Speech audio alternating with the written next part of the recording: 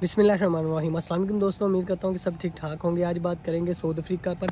South Africa की salary कितनी है, वहाँ पे जाना कैसे है, क्या हिसाब है, कितनी सैलरी मिल जाती है, जाना चाहिए या नहीं जाना चाहिए। साउथ अफ्रीका ने वीज़ा तो आसान कर दिया, ई वीज़ा देना शुरू कर दिया। अब तो ई वीज़ा इनका जो भाई लेना चाहते हैं वो ऑफिशियल वेबसाइट के ज़रिए ले सकते हैं। इनका लिंक डिस्क्रिप्शन में भी मिल जाएगा, वहाँ से भी आप साउथ अफ्रीका का ई वीज़ा ले जाते हैं। कौन कौन से डॉक्यूमेंट्स चाहिए वो भी इस वीडियो में बता दूँगा।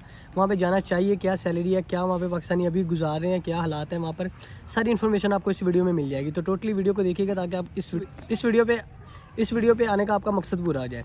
तो सब नंबर एक है, वहाँ का वीज़ा लेना बहुत इंतहाई आसान है। विजिट वीज़ा लेना थोड़े बैंक स्टेटमेंट चाहिए आपको। अगर टूरिस्ट वीज़ा चाहिए, ई वीज़ा चाहिए, मेरे ख्याल में उसमें बैंक स्टेटमेंट रिक्वायर्ड है। वहाँ पे होटल बुकिंग चाहिए, कोरोना सर्टिफिकेट चाहिए आपको, और आपका पासपोर्ट चाहिए, कुछ तस्वीरें चाहिए। इस तरह के डॉक्यूमेंट्स आपने रेडी करके वो ऑफिस यानी कि आप इजीली डॉक्यूमेंट पूरे कर सकते हैं। ये नहीं कि ये शेंगेन जैसे डॉक्यूमेंट है कि नहीं पूरे होंगे, वो कर लेंगे डॉक्यूमेंट्स पूरे आप। तो आपने इनकी ऑफिशियल वेबसाइट के ज़रिए इनका ई वीज़ा ले लेना है। ई वीज़ा लेके वहाँ पे जाके एक बात बताता चलता हूँ, वहाँ पे वर्क वीज़ा जो वो नहीं है, वर्क वीज़ा नहीं है। लोग वहाँ पे इलीगल होके अपना काम वगैरह करते हैं। तो वहाँ पे सबसे जो सैलरी वहाँ पे अच्छी है, लेकिन वहाँ पे क्राइम रेट बहुत ज़्यादा है। मेरी कुछ देर ही पहले एक बंदे का मुझे साउथ अफ्रीका से फ़ोन आया था, उसने अपनी डिटेल मेरे साथ शेयर की थी। वो यही बोल रहे थे, वो मैक्सिको से साउथ अफ्रीका से किसी और कंट्री में जाना चाहते थे। तो इस बारे में मेरी उनसे उनसे बात हुई थी। लेकिन वहाँ पे ना इलीगल लोग रहते हैं, सालम ले लेते हैं 5-5 साल का। तो वहाँ पे अपना यानी कि सैलरी तो चलो ठीक है, 80,000 लाख रुपए के राउंड वो सैलरी अपनी कमा लेते हैं। लेकिन वहाँ पे वो भी कमाते कौन है, स्किल वाले आपको पता ही है कि अगर यूरोप किसी और कंट्री में चल जाए उनकी ज़्यादा इन तनख्वाह होगी साउथ अफ्रीका की निस्बत।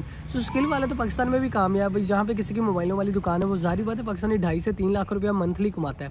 उसकी अच्छी जगह पे दुकान है, अगर वो उसकी कुछ छोटे बड़े बाजार में, तो तब भी वो 80,000 लाख रुपये इजीली कमा लेता है। तो वो साउथ अफ्रीका में वहाँ पे एक बात तो इलीगल, वहाँ पे दूसरा क्राइम रेट बहुत ज़्यादा है, तीसरा वहाँ पे हमने मुलाजमत करनी है। तो ये सारी मुझे ये चीज़ें अच्छी नहीं है आपके लिए। तो जो भाई साउथ अफ्रीका जाके अपनी ज़िंदगी सेटल करना चाहते हैं, उनके लिए मशवरा यही है कि वहाँ पे भी पैसा चलता है। अगर आप वहाँ पे रिश्वत वगैरह देते हैं तो वहाँ का आपको पासपोर्ट भी दे देते हैं।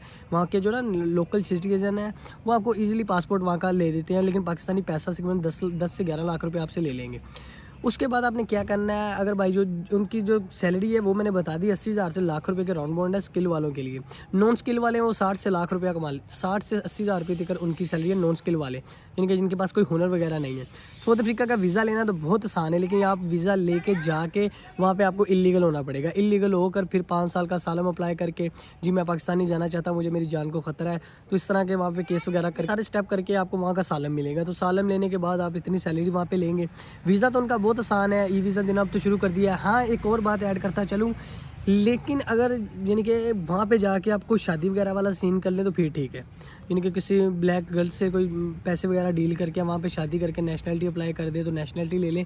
नेशनलिटी लेके फिर मैक्सिको, ब्राज़ील, इस तरह की कंट्री में आप इजीली जा सकते हैं। वीज़े की फ़ीस है वो तकरीबन ई वीज़े की फ़ीस 12-13 हज़ार रुपये। अगर आप इसका टूरिज्म वीज़ा लेना चाहते हैं, यानी कि पासपोर्ट पर स्टिकर वीज़ा लेना चाहते हैं, तो फिर आपको इसमें बैंक स्टेटमेंट चाहिए, होटल बुकिंग चाहिए, यही इनके डॉक्यूमेंट्स चाहिए जो ई वीज़े के लिए चाहिए। पासपोर्ट होना चाहिए आपका। तो ये आप इनकी एम्बेसी से लेंगे। इनका जो वीज़ा है ना वो इंटरव्यू बेस पर है। इनका आपको इंटरव्यू देना पड़ेगा, कवर लेटर बनाना पड़ेगा कि जी क्या पर्पज़ है आपका जाने का साउथ अफ्रीका में। तो जब आप इंटरव्यू देंगे तो आपको इंटरव्यू में जो मेन इनकी चीज़ है ना, वो वीज़ा अगर ये रिजेक्ट कर देते हैं अफ्रीका एम्बेसी से, तो आपको ये रीज़न बता देंगे जी इन्होंने क्यों वीज़ा रिजेक्ट किया है। ये एक एम्बेसी की इसकी बहुत अच्छी चीज़ है कि ये वीज़ा बता देते हैं हमने आपका वीज़ा क्यों रिजेक्ट किया है। तो इस तरह आप इनका टूरिज्म विजिट वीज़ा ले सकते हैं। विजिट वीज़ा पासपोर्ट पे मिल जाएगा। तो अब जो बात है ना, जो पाकिस्तान से लोग लेते हैं तकरीबन 8 से 10 लाख रुपया, यानी कि इलीगल पहुँचाने का पाकिस्तान से, वो ये काम है कि ये यहाँ से अफ्रीकन किसी कंट्री का आपको वीज़ा लेके देते हैं, यानी कि जिम्बाब्वे या तंजानिया, इस तरह की कंट्री का। फिर आपको इधर से पाकिस्तान से यूएई से आगे तंजानिया या जिम्बाब्वे, जिधर का भी उनका रूट हुआ उधर का आपके पास वीज़ा होगा। फिर आपको वहाँ से ये यानी कि निकाल लेंगे एयरपोर्ट से। अगर आपको समझ लें कि जिम्बाब्वे लेके गए हैं तो जिम्बाब्वे से आपको इन्होंने निकाल लेना है। फिर आपने टिकट आपको करवा के देंगे, वीज़ा लेके देंगे जिम्बाब्वे से बांग्लादेश, श्रीलंका, इस तरह की किसी कंट्री का।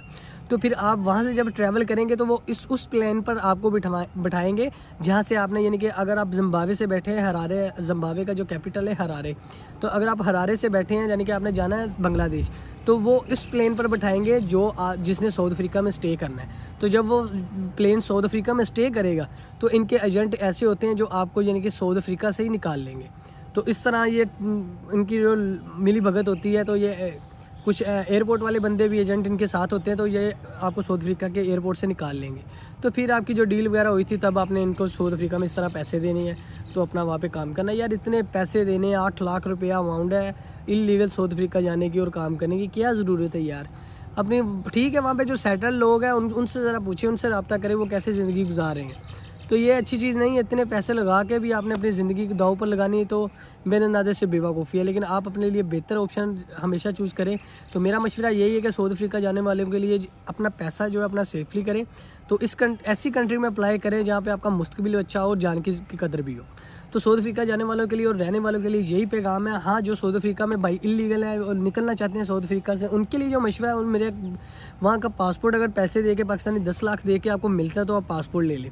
पासपोर्ट बहुत एक अच्छी चीज़ है। लेकिन अगर आप वहाँ पे इलीगल है तो पाकिस्तान आने का हल वही है कि सालन पे फ़िलहाल 5 साल गुजारे तो उसके बाद ही आप आ सकते हैं। इसके अलावा आपको भी पता है यहाँ फिर आना है तो फिर एक मुश्किल है। अगर आना चाहते हैं तो डिसाइड आप पर है। तो इस तरह आप पाकिस्तान में जो भाई जाना चाहते हैं इलीगल साउथ अफ्रीका, उसको भी मैंने बता दिया। अगर वहाँ पे कोई जानने वाला है आपका साउथ अफ्रीका में तो उनसे स्पॉन्सर लेटर ले लें या जॉब ऑफर लेटर ले लें तो आप तब भी जा सकते हैं साउथ अफ्रीका। तो ये मैंने बाय रोड भी बता दिया किस तरह एजेंट पाकिस्तानी लेके जाते हैं। तो अपना अब अगर आप लीगल जाना चाहते हो तो मैंने लीगल भी बता दिया कि अपना ई वीज़ा या टूरिज़म वीज़ा ले और वहाँ पे जाके बोल दीजिए हमने वापस नहीं जाना है। तो इस तरह आप साउथ अफ्रीका में स्टे कर सकते हैं सालम पर 5 साल। तो आज के लिए इतना ही। चैनल को सब्सक्राइब कर लें ताकि आने वाली जॉब्स इन्फॉर्मेशन वीडियो आप तक पहुँचते रहे। अपना बहुत सा ख्याल रखिएगा। अल्लाह हाफिज़।